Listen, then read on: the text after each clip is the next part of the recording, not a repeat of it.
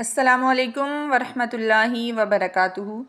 ربی اشرح لی صدری ویسر لی امری واحلل عقدۃ من لسانی یفقہوا قولی۔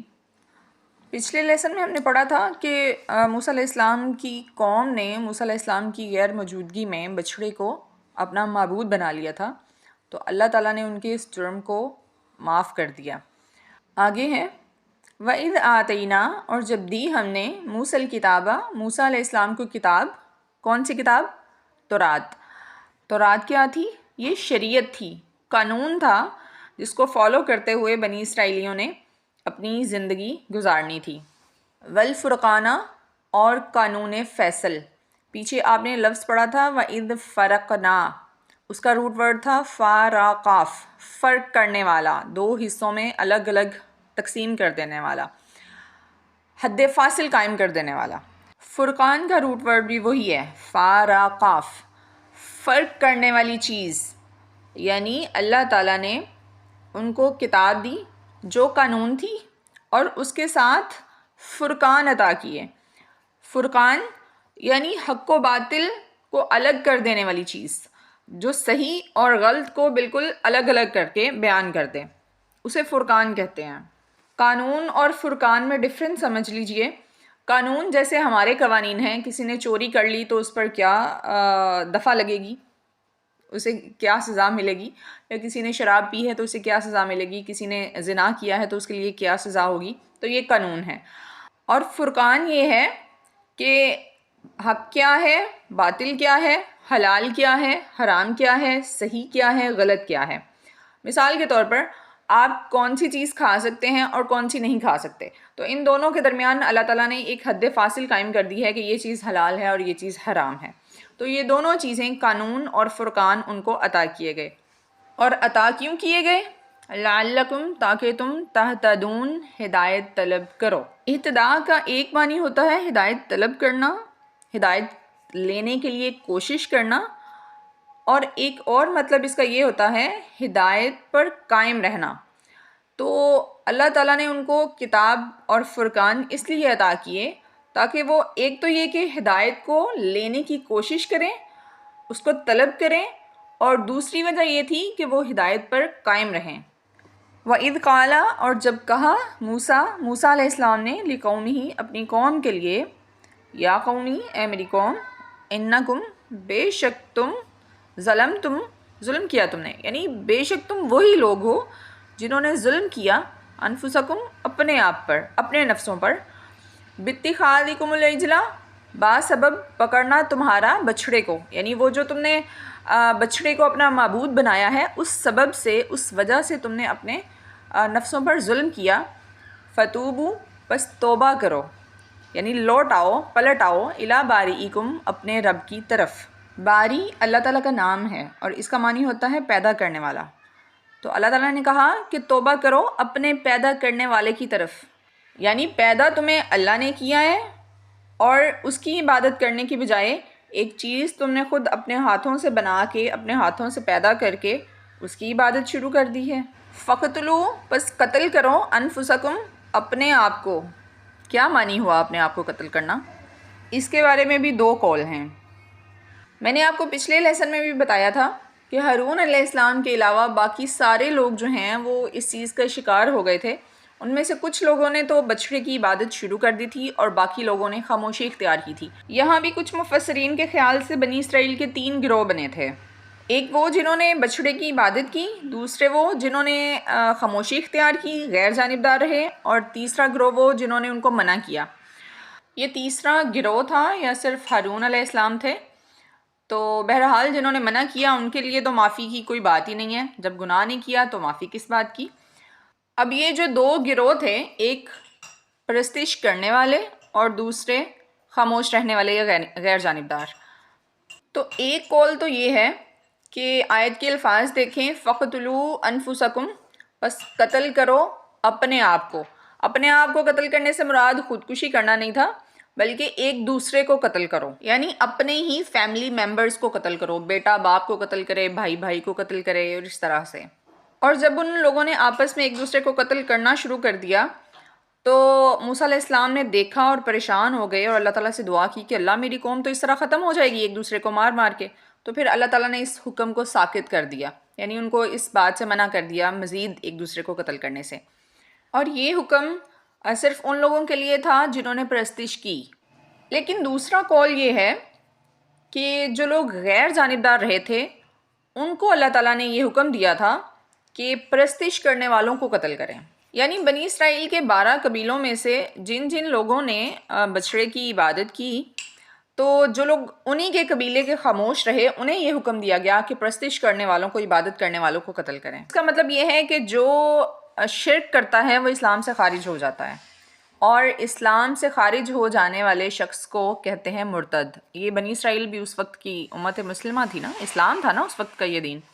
تو جن لوگوں نے اس اسلام کو قبول کرنے کے بعد چھوڑ دیا، دوبارہ سے واپس اپنے پرانے رستے پر لوٹ گئے، تو وہ کیا ہو گئے؟ مرتد.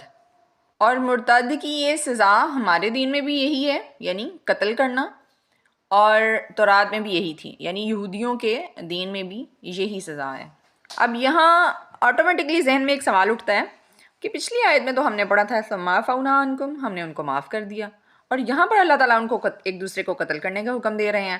تو یہ عجیب سی کنٹراڈکشن ہے بظاہر دیکھنے میں، لیکن یہ کنٹراڈکشن نہیں ہے. دراصل بات یہ ہے کہ اللہ تعالیٰ بہت سارے گناہ ایسے ہی معاف کر دیتے ہیں. انسان کو کوئی کسی قسم کا کوئی کفارہ نہیں دینا پڑتا، کوئی تلافی نہیں کرنی پڑتی. لیکن شرک ایسا گناہ ہے جس کے بارے میں اللہ تعالیٰ نے کہا ہے کہ میں نے شرک کو معاف نہیں کرنا کسی صورت بھی. اور اگر کسی قوم کو اتنا بڑا گناہ کرنے کے بعد بھی معافی مل رہی ہے تو اس کے لیے انہیں کچھ نہ کچھ کفارہ تو ادا کرنا پڑے گا نا، کوئی تو تلافی کرنی پڑے گی نا. ایک دوسرے کو قتل کرنا کوئی اچھی بات نہیں ہے، لیکن چونکہ ان کا جرم اتنا بڑا تھا تو اس کی تلافی ان کو اس طرح سے کرنی پڑی. اور اللہ تعالیٰ اس کے بارے میں کہتے ہیں ذالکم، یہ یعنی یہ ایک دوسرے کو قتل کرنا، خیر لکم، بہتر ہے تمہارے لیے، عند بارئکم، تمہارے رب کے نزدیک. یعنی یہ تلافی کرنا، یہ کفارہ دینا تمہارے لیے تمہارے رب کے نزدیک بڑی اچھی بات ہے. اس کے ذریعے وہ تم کو پاک کر دے گا، صاف کر دے گا اس گناہ سے. تو جب انہوں نے یہ کام کیا، یعنی ایک دوسرے کو قتل کیا، یا وہ جو مرتد ہونے والے لوگ تھے ان کو قتل کیا، تو فتاب علیکم، بس توبہ قبول کر لی، علیکم تمہاری، یعنی اللہ کہتے ہیں میں نے تمہاری توبہ قبول کر لی. انہو، بے شک وہ، هو التواب الرحیم، وہ توبہ قبول کرنے والا، رحم کرنے والا ہے. یہ تواب الرحیم کے معنی ہم نے پیچھے بھی پڑھے تھے، اس لیے اس کو اب میں ریپیٹ نہیں کر رہی. آگے چلتے ہیں. وَإِذْ قُلْتُمْ، اور جب کہا تم نے، یا موسیٰ، اے موسیٰ، لن نؤمنا، ہرگز نہیں، لن کہتے ہیں ہرگز نہیں، نؤمنا ہم ایمان لائیں گے، لکا تیرے لیے، حتیٰ یہاں تک کہ نر اللہ ہم دیکھ لیں اللہ کو، جہرتاً ظاہر. یعنی بنی اسرائیل کے کچھ لوگ ایسے بدبخت بھی واقع ہوئے کہ وہ حضرت موسیٰ علیہ السلام کی زبان پر بھی اعتبار نہیں کرتے تھے. پیچھے بھی ہم پڑھ چکے ہیں کہ انہوں نے وہ معجزہ دیکھا کہ کس طرح سے فرعون ڈوبا اور اس کے بعد ان کو نجات ملی، لیکن اس کے باوجود وہ موسیٰ علیہ السلام کی زبان پر اعتبار کرنے کو تیار نہیں تھے. تو جب موسیٰ علیہ السلام تورات لے کر کوہ طور سے واپس آئے، قوم کے سامنے پیش کی، تو کہنے لگے کہ ہمیں کیسے پتہ چلے گا کہ یہ کتاب اللہ کی طرف سے آئی ہے، تم خود بنا کر لائے ہو اس کو. اس آیت میں لفظ یوز ہوا ہے لن نؤمن لکا، یہ نؤمن بکا نہیں ہے، یہ ایمان لانے کی بات نہیں ہو رہی، یہ بات ماننے کی بات ہو رہی ہے. یعنی وہ موسیٰ علیہ السلام کو کہتے ہیں کہ ہم آپ کی بات نہیں مانیں گے اس وقت تک جب تک ہم اللہ کو ظاہر دیکھ نہ لیں. اب موسیٰ علیہ السلام اس صورتحال سے بڑے پریشان تھے کہ کیا کیا جائے. میری قوم میری ہی بات ماننے کو تیار نہیں ہے، میرے اوپر اعتبار کرنے کو تیار نہیں ہے. تو اللہ تعالیٰ نے انہیں کہا کہ 70 آدمیوں کو اپنے ساتھ لے کے پہاڑ پر آؤ. موسیٰ علیہ السلام نے 70 آدمی اپنی قوم میں سے سلیکٹ کیے اور اپنے ساتھ لے کر کوہ طور پر چلے گئے تاکہ وہ خود اپنی آنکھوں سے دیکھ لیں اور اپنے کانوں سے سن لیں اللہ تعالیٰ کے کلام کو. تو جب انہوں نے اللہ تعالیٰ کا کلام سن لیا تو کہنے لگے کہ موسیٰ یہ اللہ تعالیٰ تو پردے میں کلام کر رہے ہیں، ہم کیسے اس چیز کا اعتبار کریں کہ یہ واقعی میں اللہ ہے.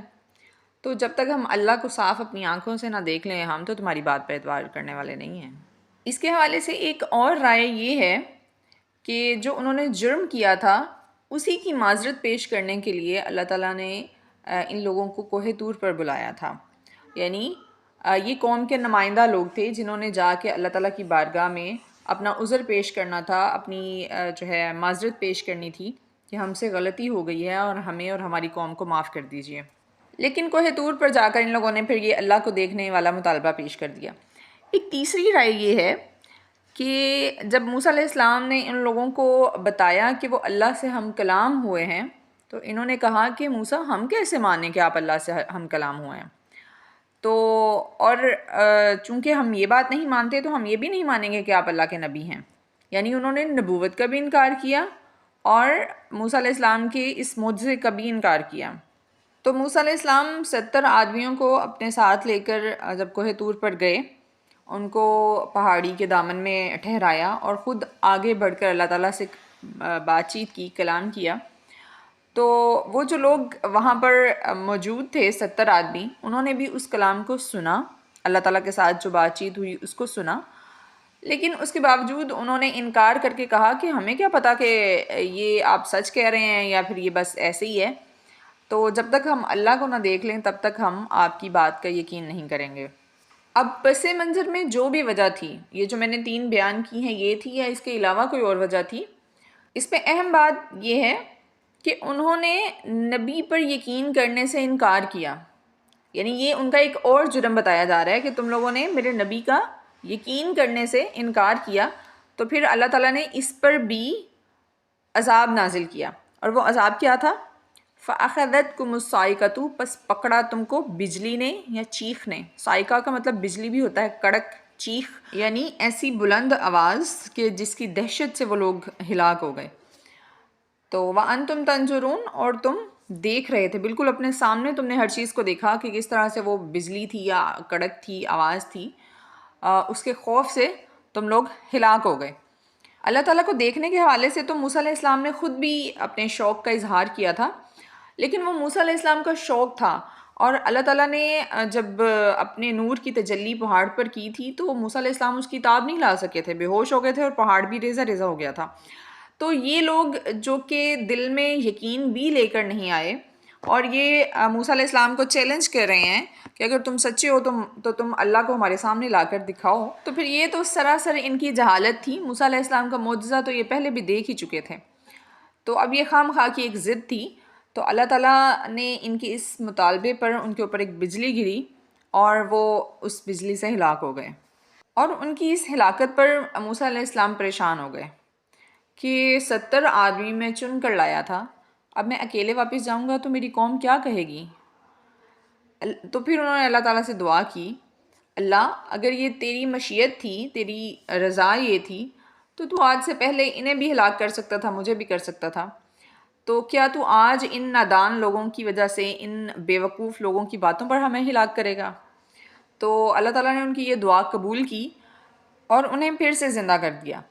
ثم پھر بعثناکم، ہم نے اٹھایا تم کو، ہم نے زندہ کیا تم کو، من بعد موتکم، تمہاری موت کے بعد سے، لعلکم تشکرون، تاکہ تم شکر کرو.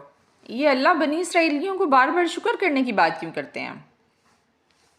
شکر کیا ہے؟ یہ دراصل رب کی فرما برداری ہے، رب کے سامنے عاجزی کا اظہار ہے. تو اللہ تعالیٰ ان کو بار بار کہتے ہیں کہ میرے سامنے عاجزی کا اظہار کرو. جب بندہ شکر کرتا ہے نا تو وہ احسان مانتا ہے، اور جب نہ شکری کرتا ہے نا تو پھر جو اس کو مل رہا ہوتا ہے نا اس کو اپنا حق سمجھتا ہے. تو کیا بحیثیت انسان جتنی نعمتیں اللہ تعالیٰ ہمیں دے رہے ہیں، کیا وہ ساری کی ساری ہمارا حق ہیں؟ اگر سوچا جائے تو یہ اس کا کرم ہے، ہمارا حق تو نہیں بنتا. تو شکر گزاری جو ہے یہ انسان کو اللہ کے قریب کرتی ہے، اللہ کی اطاعت کی طرف لے کر آتی ہے. ابھی یہ جو معاملات ہم پڑھ رہے ہیں ابھی کہ انہوں نے بچڑے کو کس طرح سے معبود بنایا، اور پھر وہ جو ایک دوسرے کو قتل کرنے والا حکم آیا، اور پھر انہوں نے اللہ کو دیکھنے کی فرمائش کی، اور پھر ان کی ہلاکت ہوئی، اور پھر ان کی نئے سرے سے ان کو زندگی ملی. تو یہ سارے کے سارے جو معاملات ہیں یہ وادی سینا میں ہی ہوئے ہیں. اور اللہ تعالیٰ نے نا پھر ان کو جہاد کا حکم دیا. وہ یہاں پر اس کا ذکر تو نہیں ہے لیکن میں آپ کو تھوڑا بیک گراؤنڈ بتا رہی ہوں. اللہ تعالیٰ نے ان کو جہاد کا حکم دیا کہ ملک شام جو ان کا آبائی وطن تھا اس پر جاؤ اور جا کر حملہ کرو.